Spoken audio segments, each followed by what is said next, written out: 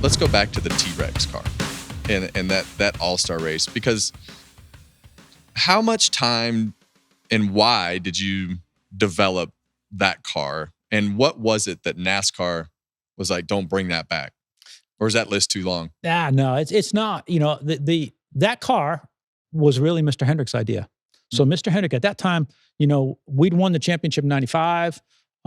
Terry won in 96, you know, and we're developing stuff. He's got Rex Stump there, who was, you know, a great Gary Aker, you know, our engineering, you know, group was just building cars. So they had the R&D shop and they said, look, take all of your ideas and give them to Rex, and Cheech Gardy at that time was the fabricator there.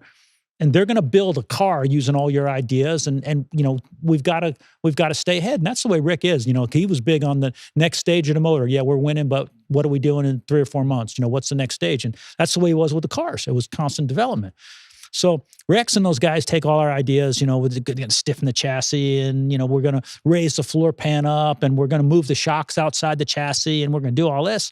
We take the thing to the racetrack, and I mean, it's like, it's a turd. Like, we can't go anywhere with it. Like Jeff's like, yeah, it's like half a second slower than the rest of our stuff. Then Terry Labonte, I think Terry took it to Texas. He and Gary DeHart came back to like, yeah, you know. But so we were going to Charlotte, and you know, at Charlotte used to be, we'd practice and practice and practice and practice. You know, we'd practice. So I guess we tested a week before, and then we'd go back. Well, 3 o'clock in the afternoon, you might as well run your, you know, your Tahoe around there, right? Because you're not learning anything, because that Charlotte's just tricky. So it's like, fire T-Rex up there, you know, let's go. I'm thinking, you know, they're going to yell if we don't test this thing. So you go out there, and it's about 6 or 7 tenths off of what our favorite car at that time was Blacker, you know. So, and he's like, I don't know. I said, let me try something. So I decided to try putting like a modified setup in it. So, you know, back then we used to run like a 1400 on the left front and 2000 on the right front, and probably a 350 and a 400, right? I take I think we put a pair of 1600s in the front, and we put a pair of 450s in the back. We dropped the track bar, and I said, give me the biggest sway bar we got. 1 3/8. It's the biggest one we had at that time. And, you know, we sent him out there, and I said, I have no idea what this is going to do. He goes out there, and, you know, Brian Weitzel's on the truck with me, and he clips his, you know, I clipped my stopwatch, and I looked at it, and it was like, same time, right? And Brian's like, the tenths were the same. The second was a second faster. Wow. And we were like, Jeff comes in, he goes, what was that? I said, I don't know. Let's go think about this and work on it. And what we found out at that time was, you know, we dropped the nose, got the air dam on the ground. That car had the raised floor pan, got the air out from under the bottom of it. A pair of 450s kept the spoiler up in the air, and it was all aero. So we come back, we're going to run it into Winston. We were going to run it into 600, and he comes off of the corner and hits pit road. And he's running, you know, they had the radar gun. He's running like 150 something when he hits pit road and stands back on the gas. And he goes sliding by us with we're in the pits there. He's sliding by us with all four tires locked up, you know, when they used to do that 3-lap pit crew deal. And he's yelling, the brakes aren't working. The brakes aren't working. I was like, they're smoking, bud. We'll see you in a minute, you know? Right. So he comes in, we got to start last. We start last in this thing, and everybody said, oh, they won all 3 segments. We didn't win all 3 segments with that car. We won all 3 segments of the Winston in 95. But you know, he came through the pack, and it was really good. And then it was a game, because remember they used to reverse, right? So we didn't run as hard as we probably needed to in the second one, and I think he started third in the last segment. And when they dropped the green flag, he went by who was ever first and second. And during that last 8 to 10 lap segments, he ran laps more than a second faster than the field, and just drove away. And had nothing to do with the car. Yeah. It's all about setup. Well, it was all set up, and aero. And you know, and Jeff was at his best then. You know, I always tell everybody, look, if somebody else was driving that car, it probably would have still been legal. But we go up and do all the Unical toast, and we come back, and Buster Alton says, Mr. France wants to see you. And I'm like, okay. So I'm thinking, hey, Bill wants to have beer with me. Tell him, great job, you know, big crowd, whatever. I go up in there, and this was probably before your time, when the hauler used to have the bat phone in it. Had the real, just had push button phone. I got thrown out. You got thrown out with Yeah. that? Well, I go in there and he's sitting there, Mr. France, and he goes, "See that phone right there?" I said, "Yes, sir." He said, "You need to pick it up and call your boss and tell him that car is illegal." And I said, "No, it's not. It's not illegal. You know, it passed inspection, and the inspectors looked at it the whole time and everything." And he goes, he used to smoke, you know, the Winston's, and he goes, "Won't be tomorrow." And that was the end of T-Rex, you know. Wow. But I get it. I think there was a line of car owners saying that, you know, because the design of the cage and the design of the bars of that car was so different. Yeah. Everybody thought it was that, but it wasn't. Yeah. It wound up being mechanical. So I've got 2 more questions before we run out of time. I understand that you're a karaoke guy. Is that true? It is, unfortunately. And I don't know why. I'm the worst karaoke guy in the world because I think I'm good. Yeah. I know I'm not. What's your song? Oh man, you know, it used to be Brandy, You're a Fine Girl, but now I've been working on some of the new country stuff. You know, I'm trying to, you know, as I'm getting older, my voice is getting a little raspy. So here and there, I'm trying to get some new material. You know. Did you ever have any karaoke parties for the teams? Oh God, yeah. Did Absolutely. you make everybody sing? Oh, absolutely. Everybody had to sing. Jeff Gordon had to sing. Like anybody knew. Like we did it right through. You know, when I had the Dodge team, like we'd bring in a new person, and if you were a new person at the Christmas party, you had to sing. What was Jeff's song? Oh gosh, he still sings. Oh, I've heard it. Yeah. Oh, you did. I've heard it. What we were is that he took me to this little bar. What is it? The song from the first Top Gun. Oh my God. You've Lost That Love and Feeling. That's Yeah. Jeff's go-to. That is his go-to. All right. So what was your first car? How much did it cost? And where did it go? It was a 1965 Malibu SS with a 396 in it. I paid $900 for it, and I traded it for a 1956 Chevy drag car. That sounds very similar to how I got my first race car. The Stewart-Haas Racing news, and we are filming now at 2:30 in the day. So this official announcement or whatever's going to come out of the events at Stewart-Haas Racing has not fully come to fruition yet. Right. So we don't have all of the parameters of what's happening over there. But obviously, Kevin, I know a guy, is very connected to this organization and has a pretty good understanding of what's occurring. I think, and this has been well publicized as far as some of the things that the reporters have talked about. It seems like all the charters. It seems like 3 of the charters are going to get sold. I think that the 4th charter is kind of up in the air as to what happens with that 4th charter. It sounds like the Xfinity team could stick around on one side, but it sounds like Front Row Motorsports is going to wind up with one. 2311, Trackhouse. Those are all the rumors, right? Like you say, we're 2:30 in the afternoon speculating on what we think we know, but I think it's just it's unbelievable to me, really, that we went from forever to forward to for sale in 6 months, and it's just I don't even know how you could possibly imagine sitting here today and thinking 6 months later that Stewart-Haas Racing is going to announce that they're basically folding. Mm-hmm. I think that a lot of that really when I went there in 2014, it was a brand new team. We had a lot of enthusiasm from the ownership group to build this team up into what turned into being a championship winning team, won a lot of races. But I had a great group of people, and I think the people around that 4-car over the last 10 years are really what held that company together. Mm-hmm. I think that company was held together by the success of the 4-car, Rodney Childers and that group of people. I think once that backbone of all that kind of went away, I think it started poking some holes in just the what happens at the top side of the upper management and everything that goes with running a race team, top to bottom. And it's a full-time job. It's a 24/7 job. And it's not a knock on owners. Gene and Tony were great to me, but they're kind of hands-off owners and have people in place to do their jobs. And I think in today's day and age, you have to have people that are involved with the authority to do what they need to do with the people and the things inside of the company to make it run properly. And it's tough to see. I mean, there's a lot of people put a lot of time and effort into that organization, and the organization did a lot for me personally.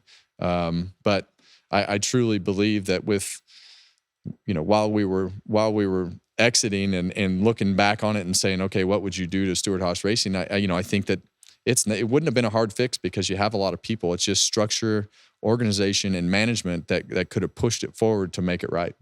You were obviously hugely instrumental in the success of the race organization. You were a part of it as well. What are some of the positive memories and things like that will stay with you? Because I don't want to completely drag this down, but I mean, that place for a time was the cool guys' garage. It was so much fun being there, the people there, and we grew. I mean, when I was there, we were a 3-car team. And then Kevin got there, and we expanded, and then, we got the F1 team, and we expanded some more. So I was able to see a lot of that. The coolest thing about SHR was a lot of those people were there from the Haas racing days. So a lot of those people never won until Tony got there, and then Tony got there, and it changed the culture. And then we went through another culture change when Kevin got there. We won a lot again, and I think we were always like us against everyone else. Like we were getting engines, chassis, and a lot of things from Hendrick, but we always felt like, we're better than them. Yeah. And we always felt like we'd go toe to toe. That was just how our mentality was. We didn't care about anything outside of those walls.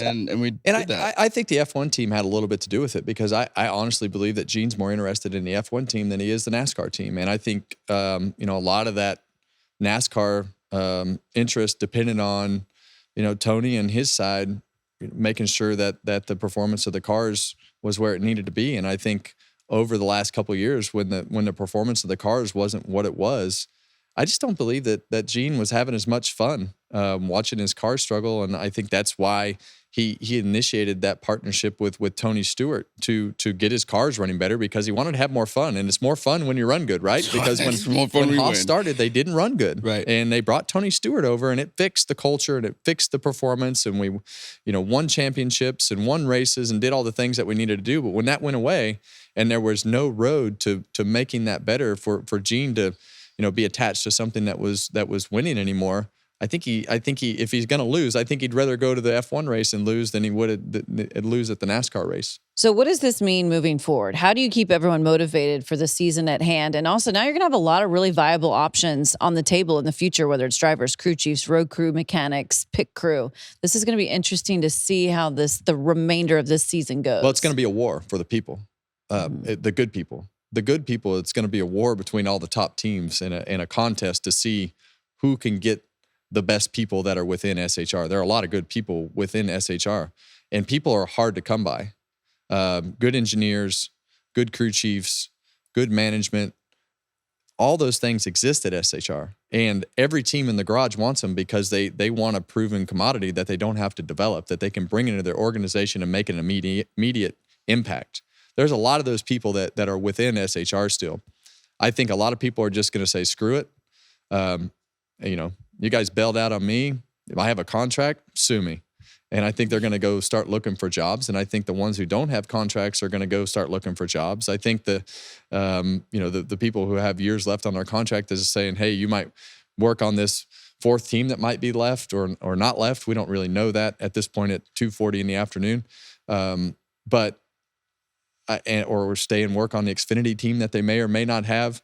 But I mean, who's going to want to do that, right? I mean, you're at the point where you've basically folded everything that you have, and you want to keep these little pieces because most likely you just can't get rid of them all, or you want to keep them for whatever reason. I don't know. But who's going to want to work in that environment? You obviously don't want to be there. And I think for the good people, I think they're going to go on down the road. Yeah. It's a tough situation for the remainder of the year. Yeah, it's tough. The good people, there's a lot of late models out there that could use some good hands working on them. But the good people are going to find places to go. Easy. They always do. There's at least 3 graduates from Stewart-Haas that are Cup crew chiefs right now. One being Cliff Daniels, who is a champion. He was at Stewart-Haas with us. There's a lot of people. So people leave there and go off and have a successful career. So that's not going to be a question. Where everything ends up, like Kevin was saying, that's going to be it. And I remember when MWR was shutting down, and I remember the people there and asking them, like, how's it going? Like, how are you? They're like, I mean, it sucks, but like, we're just enjoying it. Like, we love each other as a group, and we're just riding this thing out together. And most of us know where we're going next, and some of you don't, and everyone just kind of figures it out. But that's the way you want it to work out. That's the way you want it to work out. You want it to work out so that everybody says, hey, let's just stick together. We all have a job. We're going to go do this next. But for the people who are like not included in that little clique, and if you don't have the people outside of that clique to do all the other things within the organization, like drive the truck or take the show cars or run the sponsorship department or whatever that may be, it becomes hard, right? Like that little clique sometimes doesn't realize all the things that it takes around them to make everything go, because it takes everything to make those cars go around the racetrack. But it's going to be an uphill battle for SHR after this announcement. And for the drivers in particular, you know, we were just talking about Josh Berry. He's probably known about this for a little while, that something like this could be happening.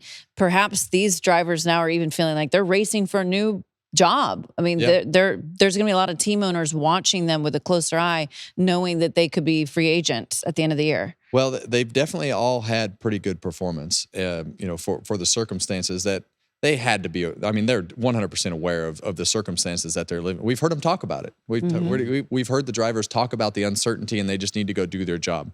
And they've all been doing their job for the most part here and there. Josh Berry's done great the last few weeks. We've seen Noah. You know, do a great job, you know, from the beginning of the year. Chase Briscoe's been up and down. Ryan Preece has been up and down. So, yeah, it's a tough environment to work in, and I think for the drivers, it's going to be an interesting, silly season for the drivers because of the fact that all this stuff is breaking loose so early. When you go to Bathurst and it's just one of those untraditional places, and you like when I watch on TV, I look at it and I say, man, hope they don't go over the wall and wind up down the mountain. But you're talking about going rally car racing and doing all those things. What's the mystique and the intrigue of racing at a place like that? Because when I watch it here, I mean, it looks intense and just the way that the track is laid out. It's just like the Daytona 500 here, I guess, the mystique and the build up around it. We have it 3/4 of the way through the season, I guess. So there's a bit of a build up for it.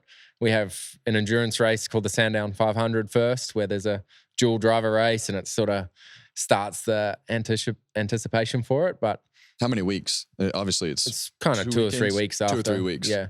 But when you get to Bathurst, it's 1,000 feet, basically, the top to the bottom.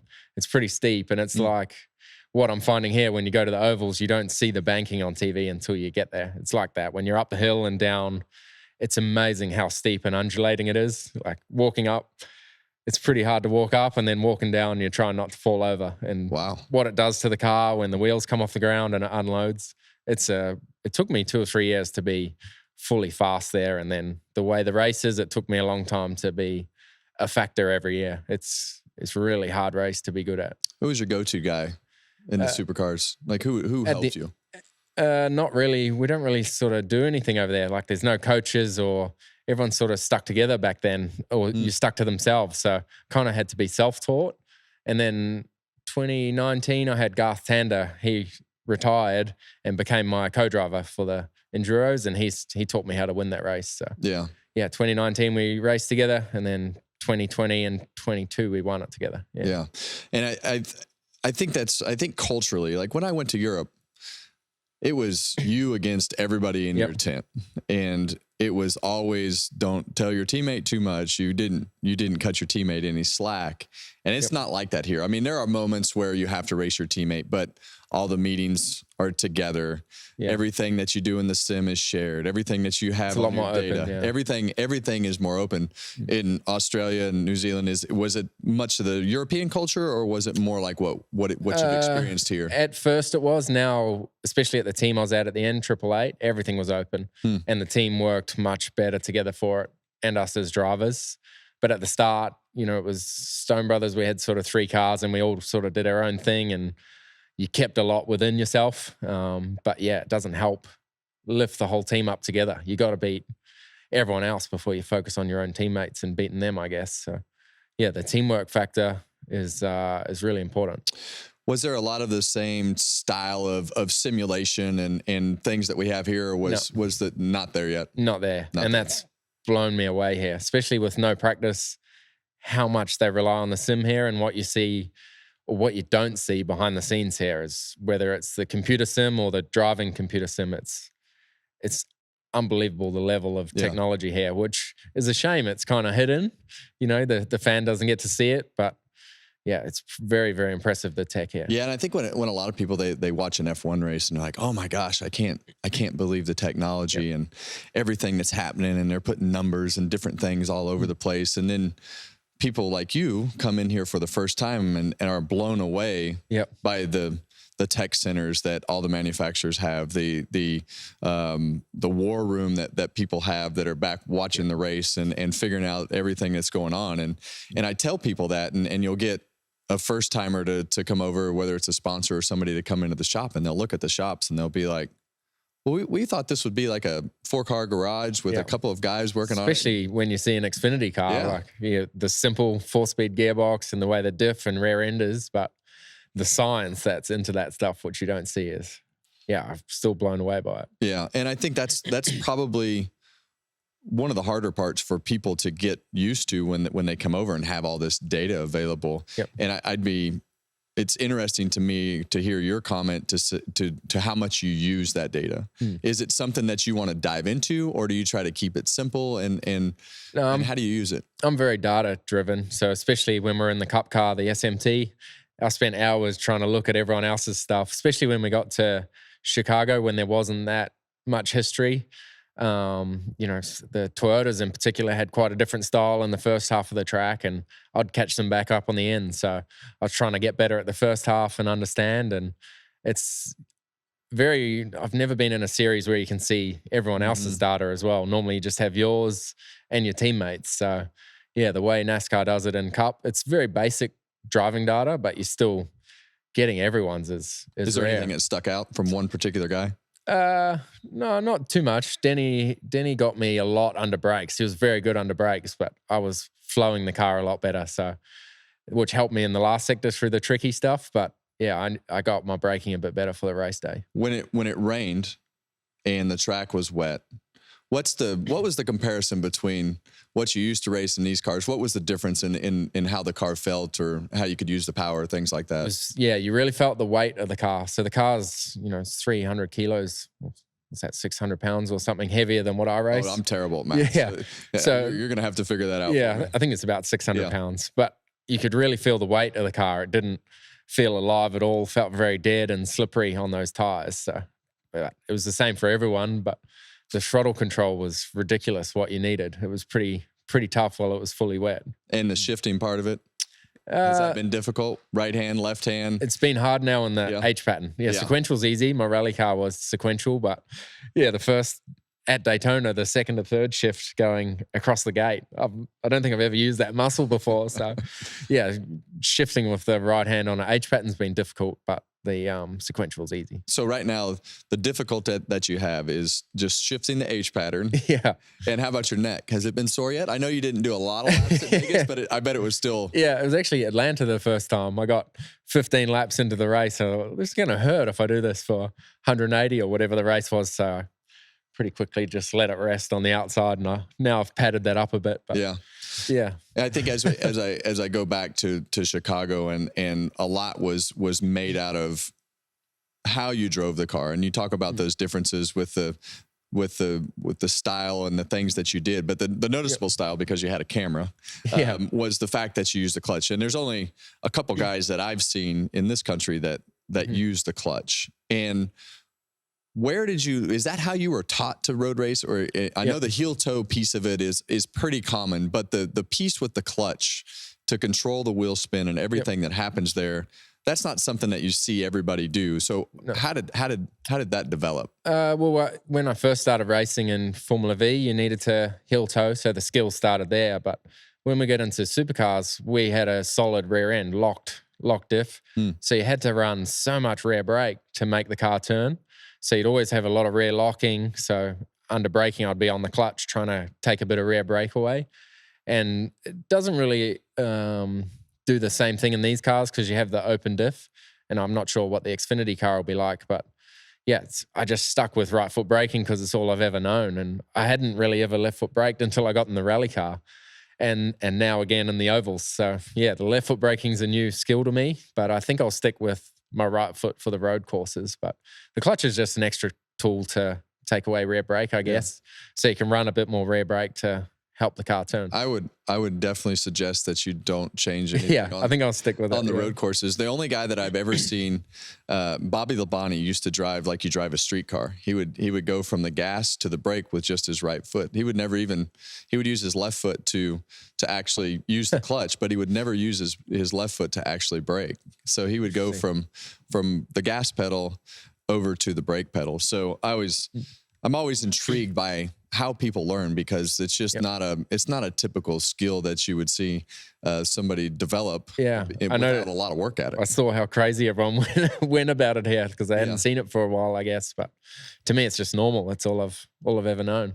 Well, Marcus used to be super good at it, and Watkins Glen is really where Marcus Ambrose would stick out. And I tell people all the time, if Marcus had the quality of car that he needed, he'd still be here. Yeah, because he was just that good. But when we would go to Watkins Glen, there wasn't anybody even close to being able to do the things that he did. And one of the years that he won in the Xfinity car there, the motor was literally hanging in the car by one bolt. All the motor mounts were broke off of it, and still just throttling forward, because he had such a different technique. And that didn't really translate to Sonoma at the time because of how slick the racetrack was, and it was just a different style of racing. But the things that you guys can do under the braking with that technique. Well, Watkins is very similar to Phillip Island in Australia, and Marcus just used to kill everyone at Phillip Island. His style just is very good at the flowing tracks, and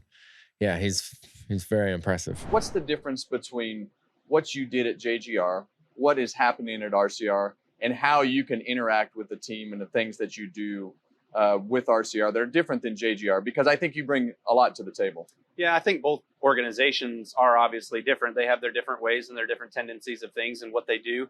I would say what's the difference between me and what I'm doing? When I joined JGR, I was off of 3 years of being with Hendrick. So seeing Jeff Gordon and Jimmy Johnson and the success that they were having, I was jealous. Like, I was only winning once or twice a year. They were winning 6 to 10 times a year. And it was like, what am I doing wrong? Why can't I be like those guys right now in my first 3 years of cup racing? So I kind of took a back seat at JGR and was just kind of like floating around, listening, like doing all that, even though we were successful winning races with all the different crew chiefs that I had over there. We're now moving over to RCR, being in the sport for 20 years, going on 20 years. I feel like I have a good sense of direction of what needs to happen, what should take place, how things could be structured and organized and all of that. Also from owning a race team, right? From having KBM for 12 years that we had that going. So there's a lot of that happening kind of behind the scenes. I would say still, though, at the racetrack, wanting to be that same guy, wanting to go out there and win and compete and do it at the best of my ability and the best of the team's ability. And fortunately, we were able to win 3 races at RCR in my first year, which was great.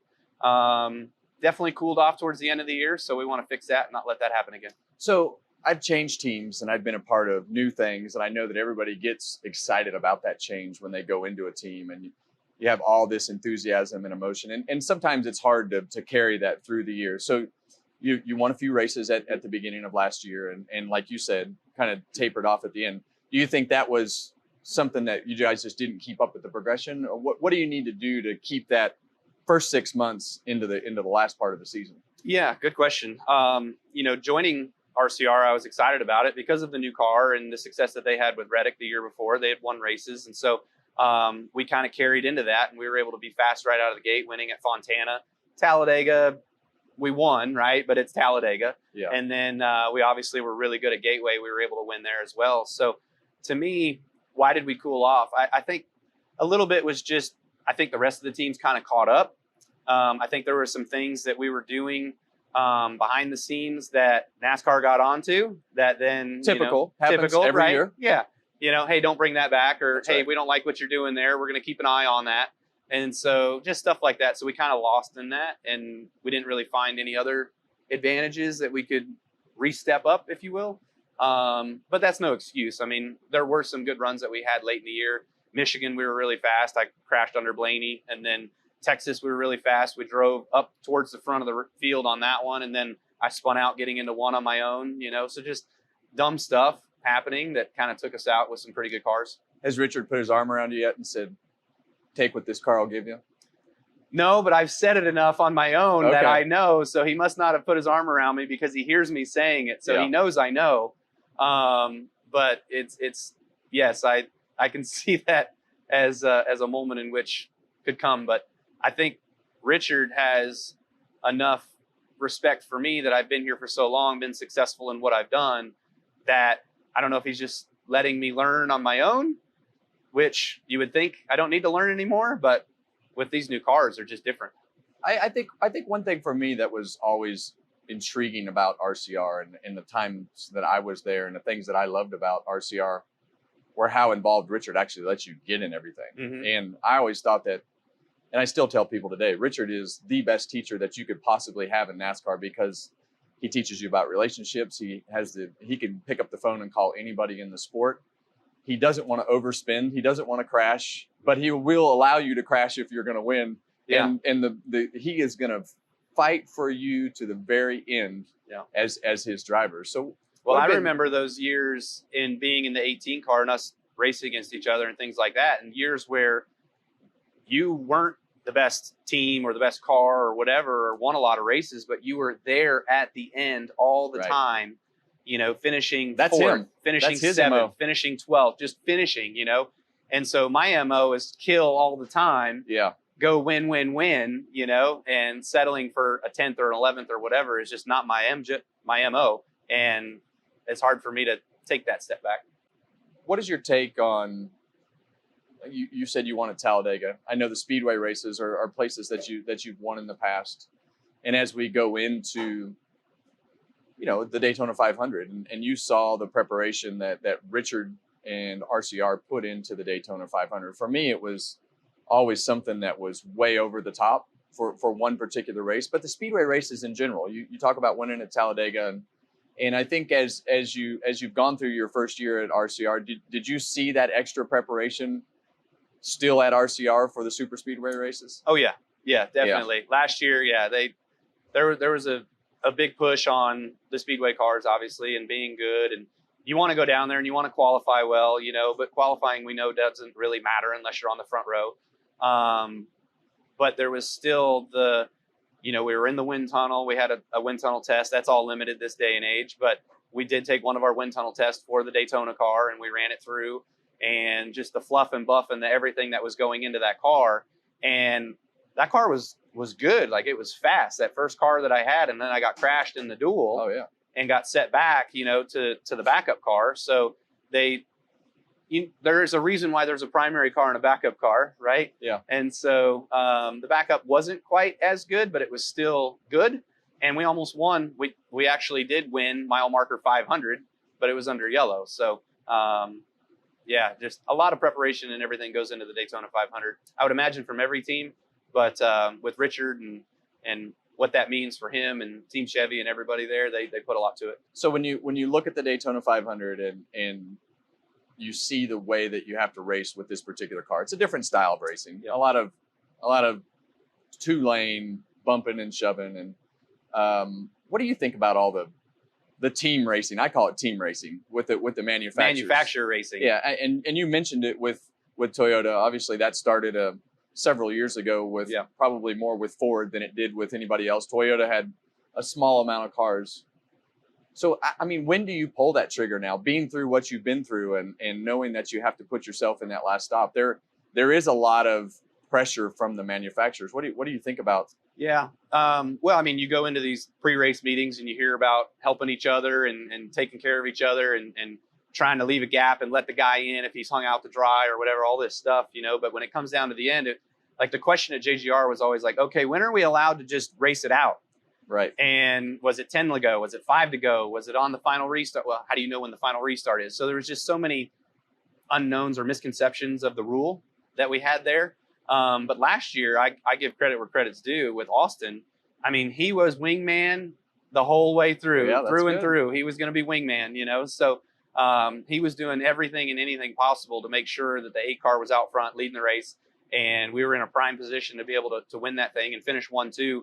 And that just, caution come out. It just didn't happen. I think we were 200 yards from the start finish line and taking the white flag, and it just didn't happen. So close. When you went to RCR, I think through the years, there's been a lot of talk of, oh, everybody hates Kyle. Nobody likes this. Nobody likes that. They don't like this. And then you go to RCR, and that seems to change a little bit, I think, from the fan side. I think as you've matured and things have changed and gone through your career and been so successful, but does it feel different now that you're at RCR compared to when you were at Gibbs? Yes, it does feel different for sure. I would say that there was probably more pressure put on myself from the fact of, okay, I'm at JGR, so one of the top tier teams of our sport, arguably the best. And so there's that pressure to go out there and win and do well and execute and do everything that you need to do. And so when you don't do those things, or you do finish second, it's like you're giving away missed opportunities of scoring wins because you should win, right? And that changed a little bit going to RCR because, being with the racer at RCR, all those guys that are there, everybody that works there from top to bottom, they love racing. They want to go race and they want to win. And I do too. But I feel like we're not really expected to be the dominant force in the series. And so on those days where I run 6th or I run 2nd, it's a little bit more acceptable, maybe because I'm not putting as much pressure on myself that I have to win, right, and prove that stuff is the best stuff, So taking those wins when they come is more special. I feel like Fontana, for instance, I was like, damn, man, we just beat all these guys in my second race out. We're going to win 10 times this year, So, but it put me right back in that frame of mind of like, anywhere you go, you can get the job done. It's just the nature of everybody around you and pulling the weight the same way. I think when you go back and, ask Richard and everything, Dale and Richard really tried to help Dave. Dave did a lot of testing, for RCR and pretty sure he especially tested, the 3-car. no, and I'm pretty sure he tested a lot for Dale, but I know he tested the Daytona 500 88 or 1998 car. Really? Yeah. And But you know, yeah, Dave Marcus tested. Dave Marcus tested. Yeah. I think he Mike tested Dillon that and car, Dave. yeah. No kidding. Yeah. Well, we tested all the time for Yeah. sale. And so that sounds pretty much par for the course, because in 2000 I started doing the testing for Dale, and we because Dale would never, if it wasn't Indy or it wasn't the Daytona test before the 500, he was not going to test. And at that particular time, you couldn't. Yeah. There was no limit. Like, you just went to the racetrack. So we lived at Talladega and Daytona testing. Yeah. And that kind of branched off in 2000 over into doing the testing with General Motors. They were trying to develop a new shock system and new suspension and everything that we had going on. So really during 2000, we did all the testing, and the first, we would spend like 2 or 3 days a week at Kentucky doing the downforce testing. So we took that car that we were testing, and they actually took my seat out of it. It was actually one of Dale's cars. And so we took the seat out of it, put his seat back in it, and they took it to Indianapolis. Yep. They got it to Indy, and they unloaded both cars, and Dale gets there, and he goes out in his car and makes a run, and they said, okay, now get in this car, and goes out and runs 0.9 of a second faster than he did in his car. So we've been working on this stuff for months and months and months, and comes back in, and they said, wow, that was a lot better. And he said, well, what's in this car?